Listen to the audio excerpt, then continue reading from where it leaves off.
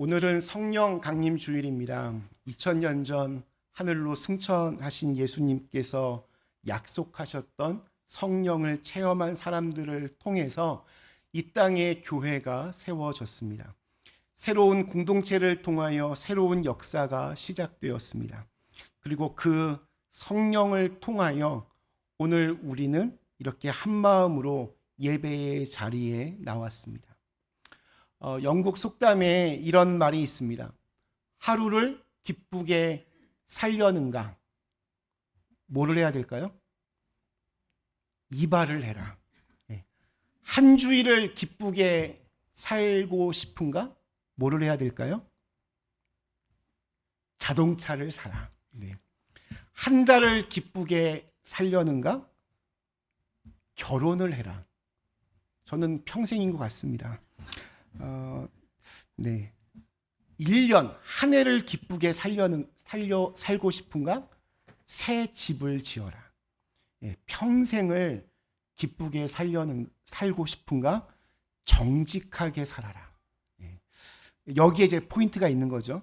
저는 오늘 여기에 우리 주신 말씀을 근거로 한 가지를 더 하고 싶습니다. 영원히 기쁘게 살려는가? 성령을 받으라. 이럴 때는 아멘 하는 게 좋으십니다. 성령을 받으라. 오늘날 우리가 살아가는 세상에서 진심으로 기뻐할 만한 일이 그리 많지가 않습니다. 그러나 언제나 우리를 하나 되게 하시고, 그래서 어떠한 절망 속에서도 서로의 희망을 보게 하시는 성령님의 힘과 도움이 오늘 예배 자리에 오신 우리 사랑하는 그린벨 가족들에게 언제나 함께 하시기를 간절히 축원합니다. 목회를 하면서 지금껏 이렇게 쭉 많은 사람들을 이렇게 만나 왔습니다. 사람들을 만나면서 제가 얻은 경험 중에 하나가 모임에서 목소리가 큰 사람일수록 남 앞에서 좀 이렇게 센 사람인 것처럼 행동하는 사람일수록 보면 의외로 마음이 굉장히 약하다는 것을 알게 되었습니다. 누가 뭐라고 해도 그냥 별거 아닌 것처럼 대범하게 넘길 것 같은데 아주 작은 말 한마디에도 거기에 상처를 받기도 하고, 또 때로는 그것 때문에 멘탈이 나가기도 하는 그러한 경우들을 종종 보게 됩니다. 오늘 우리가 읽은 말씀은 성령을 받은 베드로가 사람들 앞에서 담대하게 말씀을 선포하는 장면입니다. 베드로는 원래가 그런 사람이었습니다. 그는 원래 다른 사람들 앞에서, 심지어 예수님 앞에서도 모든 거침없이 말하며 호언장담했던 그런 사람이었습니다. 그러나 우리가 잘 아는 대로 베드로는 어떤 중요한 상황을 만났을 때 자기의 믿음과 용기를 증명해야 될 그때에 꼬리를 내리고 예수님을 배신하고 예수님을 저주했던 그런 사람이었습니다. 자기보다도 한참이나 어린 계집종 앞에서 그녀의 말 한마디에 스승을 욕하고 자기는 그런 사람이 아니라고 비겁한 모습을 보였던 사람입니다.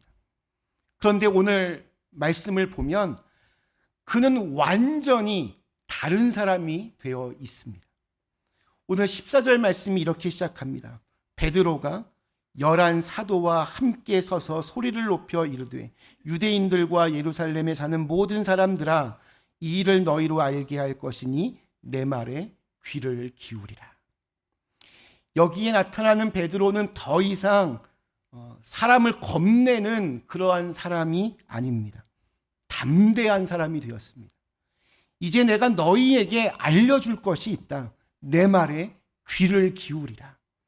자기의 이야기를 아주 당당하게 전하는 사람이 되었습니다. 도대체 베드로에게 무슨 일이 있었길래 그는 이렇게 과거와는 완전히 다른 사람이 되었습니까? 바로 베드로가 성령을 받았기 때문입니다. 베드로는 기억조차 하기 싫었던 그 처참한 참담한 실패를 겪은 후에 깊은 시리와 좌절에 빠져 있었습니다. 그런 베드로에게 부활하신 예수님께서 친히 찾아가셔서 내 양을 먹이라, 하나님께서 원래 그에게 주셨던 꿈과 비전을 다시 한번 확인시켜 주셨습니다. 그리고 얼마 뒤에 시간이 흐른 후에 마가의 다락방에서 약속하셨던 성령을 받았습니다. 이제 성령을 받은 베드로는 예전의 그가 아니었습니다. 제가 오늘 읽지 않았지만 우리 그 앞에 있는 13절에 보면 사람들이 성령을 받은 제자들을 조롱합니다. 낮술에 취해서 저렇게 떠드는 것이라고 비아냥거렸습니다. 그래서 베드로가 보면 술에 취한 것이 아니라고 하면서 말씀의 선포를 시작합니다. 아마 이곳에 계신 분들은 평소에 술은 입에도 대지 않으시기 때문에 술에 취하면 어떤지 잘 모르시죠? 그냥 웃으시네요. 아닌가요? 네, 보통 술에 취한 사람들에게 나타나는 일반적인 현상, 제가 먹었다는 건 아니고요. 첫 번째, 의식이 흐려집니다. 정상적인 사고와 판단이 불가능해집니다. 그 결과 둘째, 말에 조리가 없어집니다. 평소에 비해서 훨씬 많은 말들을 막 쏟아붓는데 앞의 말과 뒤의 말이 엇갈리면서 횡설수설합니다. 술 취한 사람의 말을 이해할 수도 믿을 수도 없는 까닭이 바로 이것입니다. 셋째, 술 취하면 또 어떻게 됩니까? 자세가 흐트러집니다. 몸을 제대로 가누지 못하고 걸음걸이가 비틀비틀 거립니다. 또 우리 특별히 한국 남자들, 네 번째, 술 취하면 허세와 만용을 부립니다. 온 천하가 다 자기 것이요, 자기가 천하 제일인 것처럼 행동합니다. 우리 한국 남자들은 그래서 막 술값이 어마어마하게 나왔어도 오늘 술값은 내가 다 알아서 책임진다, 뭐 이런 이야기들 많이 합니다. 다섯째, 예의를 상실합니다. 무례한 말과 행동을 여과 없이 합니다. 그래서 마지막으로 타인에 대한 배려가 없습니다. 다른 사람은 아랑곳하지 않고 철저하게 자기 중심적으로만 그렇게 행동을 합니다. 이스라엘의 변방, 갈릴리 출신들이었기에 대도시 예루살렘에서 늘 주눅들고 어눌해 보였던 제자들이 평소와는 달리 쉬지 않고 말을 자신 있게 하는 것으로 보아서는 이게 꼭 술 취한 것처럼 그렇게 보였습니다. 그렇지 않고서는 제자들이 평상시와는 전혀 저렇게 다른 모습으로 그렇게 달라질 수는 없다라고 생각한 겁니다. 그러나 술 취한 사람들과는 분명한 또 차이가 있었습니다. 제자들이 굉장히 많은 말들을 하고 있지만 들어보니 이게 횡설수설하는 게 아닙니다. 시간이 흘러도 말씀을 전하는데 자세에 흐트러짐이 없습니다. 무엇보다도 그들은 끝까지 사람에 대한 예의를 잊지 않았습니다. 다른 사람들을 배려하는 마음이 역력해 보였습니다. 그래서 사람들은 그들을 가리켜서 새 술에 취했다라고 그렇게 말을 합니다. 술에 취한 것 같은데, 저거 꼭 술 취한 것 같은데 이게 보통 술에 취한 게 아니라 이게 뭔가가 다르니까 새 술에 취한 것이다, 이렇게 말을 한 겁니다. 그리고 조금의 흔들림도 없이 베드로가 하나님의 말씀을 선포하기 시작합니다. 그는 구약 성경에 있는 요엘서를 인용해서 17절에서 이렇게 선포합니다. 하나님이 말씀하시기를 말세에 내가 내 영을 모든 육체에 부어주리니 너희의 자녀들은 예언할 것이요 너희의 젊은이들은 환상을 보고 너희의 늙은이들은 꿈을 꾸리라. 여기서 중요한 것이 주님의 영이 언제 부어지냐는 겁니다. 베드로는 그때를 오늘 말씀에서 말세라고 그렇게 표현합니다. 영어 성경으로 보면 in the last days. 중요한 건 이 day가 last day가 아니라 days입니다. s가 붙습니다. 마지막 날들이라고 하는 복수로서 마지막 때라는 그런 의미를 가지고 있습니다. 성경에서 보는 좀 우주적이고 구속사적인 시간의 그 계획표에서 볼 때 이 마지막 때는 구체적으로 이제 하나님의 마지막 카드이신 예수 그리스도께서 이 땅에 오셨다가 부활 승천하신 후부터 다시 오실 재림까지의 그 모든 기간, 즉 교회 시대를 가리킵니다. 그래서 교회 시대를 우리가 다른 말로 성령 시대라고도 부릅니다. 그리고 이것은 바로 지금이라는 뜻입니다. 지금. 어떤 특정한 다른 시간이 있는 게 아닙니다. 자기가 성경을 아주 오랫동안 연구해 보니까 혹은 어느 날 하나님이 나에게만 특별한 계시를 주셨다고 하면서 예수님이 재림하시는 날은 바로 이날이다. 몇 년, 몇 월, 며칠 이런 거는 묻지도 마시고 그냥 다 거짓이고 사기라고 생각하시면 됩니다. 절대 속으면 안 됩니다. 우리 그리스도인들의 종말론적인 시각은 지금 이 순간이 바로 마지막 날입니다. 매일을 마지막에 라스트 데이스로 사는 사람에게는 바로 지금이 성령을 받는 시간입니다. 지금 예배를 드리는 이 시간, 기도하는 그 시간, 사랑방 모임에서 가정 예배를 드리면서 심지어 일하다가 혹은 문득 높다란 하늘을 바라볼 때 그때가 바로 성령을 받는 시간입니다. 또한 주님의 영을 모든 육체에게 부어주신다고 말씀합니다. 모든 사람들에게 이런 뜻입니다. 여기에 놀라운 메시지가 있습니다. 여기는 보이지 않는 조건이 있습니다. 그것은 누구에게든지라는 말 속에서 성령을 원하는 사모하는 자에게라는 말이 숨어 있는 것입니다. 우리 누가복음 11장 9절에서 13절 말씀이 이렇게 증언합니다. 너희가 악할지라도 자식에게 좋은 것으로 줄 줄 알거든 하물며 하늘에 계신 너희 아버지께서 성령을 주시지 않겠느냐. 구하라 주실 것이요 찾으라 찾을 것이요 문을 두드리라 그러면 열릴 것이니라. 즉 성령을 구하고 찾고 두드리는 모든 사람들에게, 최선을 다해 사모하는 모든 자에게 주님의 영이 임합니다. 한 아버지가 아들에게 부탁을 했습니다. 얘야, 저 정원에 있는 저 무거운 돌을 좀 들어서 이쪽으로 옮기거라. 아들이 돌을 옮겨 보려고 열심히 노력했습니다.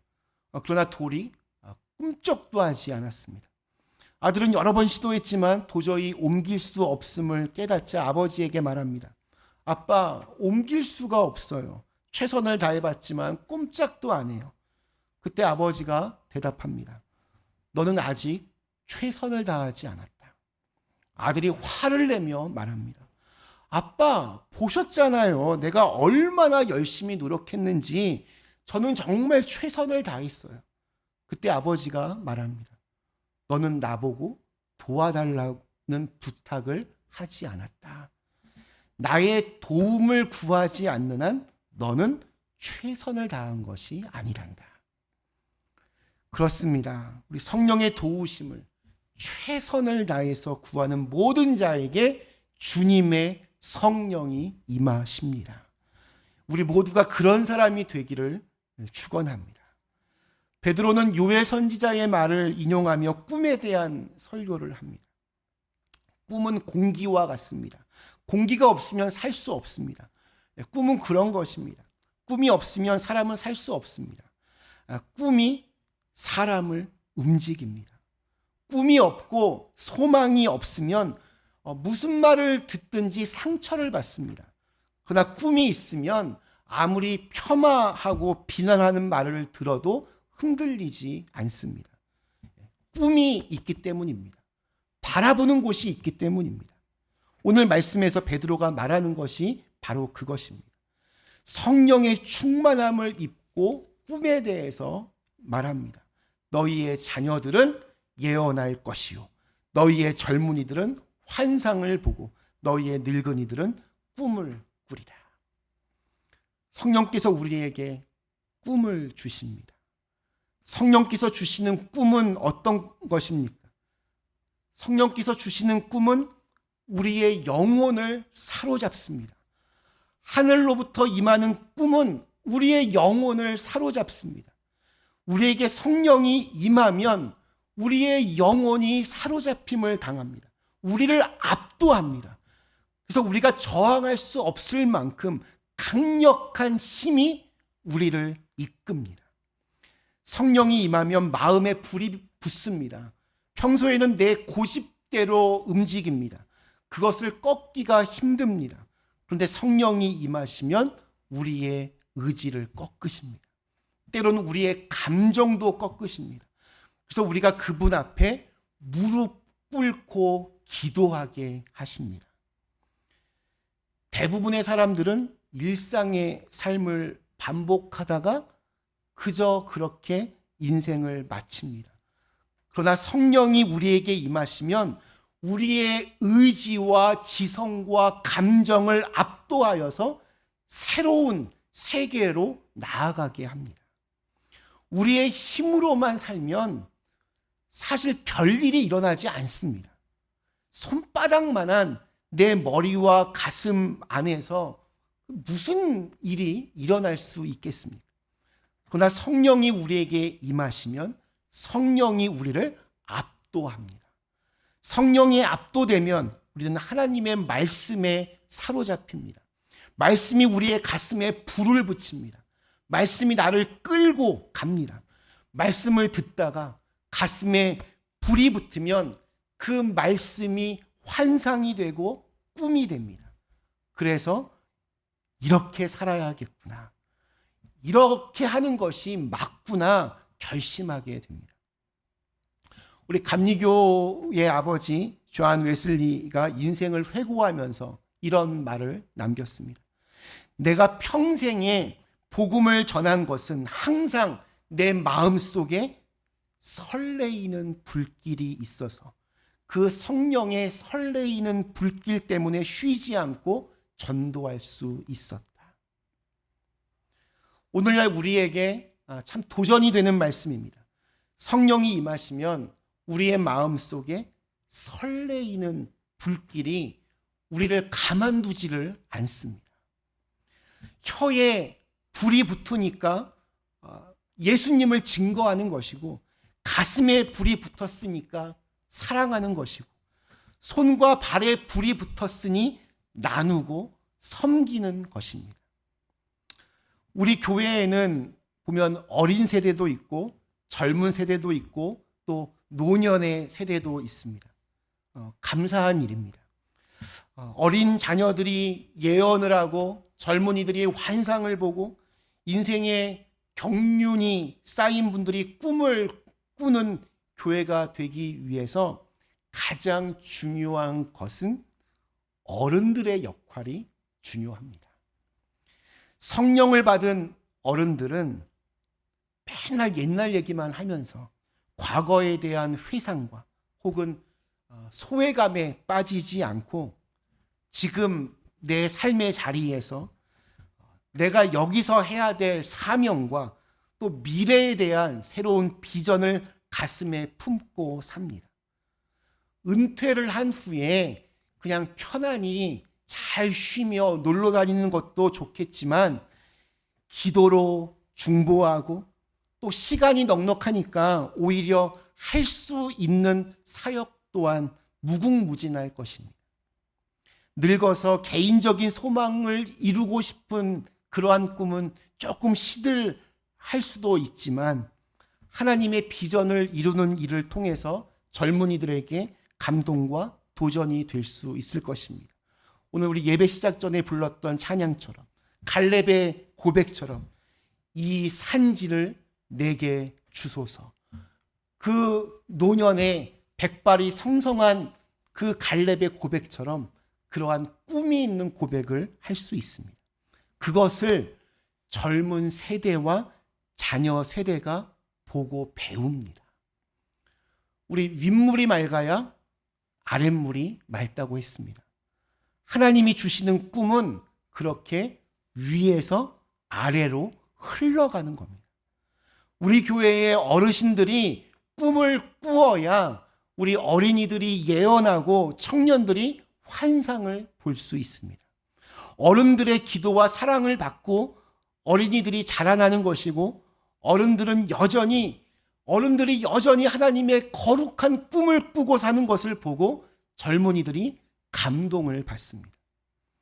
주의 영으로 충만한 어른들은 나이와 상관없이 매력이 있습니다.